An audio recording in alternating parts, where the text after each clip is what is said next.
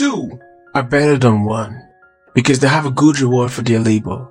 For if they fall, the other one will lift up his failure. But woe to him that is alone when he falleth, for he had not yet another to help him up. Ecclesiastes chapter 4 from verse 9 to 10. The Bible tells us very clearly the importance of sticking together. We go farther when we stick together. When we stick together, we are stronger. Listen, you need people. You need people to hold you up when you are weak, to pray for you, to stand in the gap for you. We are better when we are together. You are stronger when you are together. This is a word from God to you, and today He's saying, stick together. Stick together with your church. Don't be in a hurry to move from place to place. You must be firmly planted in a place in order to grow from there. You cannot grow in a place that you were not planted in. You cannot receive the best from a place that you haven't made a commitment to stick to. You can be blessed by someone preaching the word to you, but you will never be blessed by the ability to be pastored if you cannot stick to a place. Now listen, there are going to be people who piss you off. There will be people who make you want to turn your back on the church. There will be people who get nosy and in your business. But yet, God says, stick together. Because He knows the blessings far outweigh the inconveniences. The church is a place of healing for people like you and me. You may not be as outwardly annoying as some people are, but I bet there are things that you need fixed in your life anyway. The blessing comes when you know how to stick with the place. You've got to stick long enough to get the blessings and the benefits. One of the blessings that comes with sticking is a community of people who know you and who love you.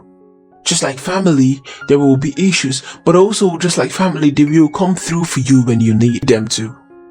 You will make far more progress when you have people to watch your back, when you've got people who can call you aside and tell you when you're stepping off course. You need people who can call you to order when you're making unwise decisions. People who are not afraid to tell you the truth. People who can hear God for you in the seasons that you cannot hear clearly. You need people who have got your back. Stick together. Don't just stick to a place. Don't just stick to a church. Sticking together doesn't mean that you just show up all the time. It means that you invest in that place. That you invest in the people there. You sow your seeds there. It could be a seed of time, of presence, of service, or of money when needed. But you've got to give yourself to people. Paul in 1 Corinthians chapter 8 says something very interesting when he speaks of the generosity of the Corinthian church. He says, and this they did, not as we had hoped, but first they gave themselves to the Lord, and unto us by the will of God. It is not enough that you give your offerings or your tithes or your monetary sacrifices. Your attendance is not enough. That's not sticking together. Sticking together means that you first give yourself. You give of your abilities when needed. You may have to give a listening ear. You may have to give advice. It's a place to sow seeds and to reap the rewards, because the time will surely come when you will be in need. God is a God of seed, time, and harvest. He's also a God who understands and is committed to providing what we need in season and out of season. This is the reason why He has given us people who we ought to stick to so that they can provide some of our needs. God values community. He values commitment. This is the reason why He has set up a system where you've got to connect with people. He will not provide all you need just because He can, because no man is supposed to be an island. There's a common song that I used to sing that you might know. It's something like, I need you, you need me, I need you to survive. It says it is His will that every need be supplied. You are important to me and I need you to survive.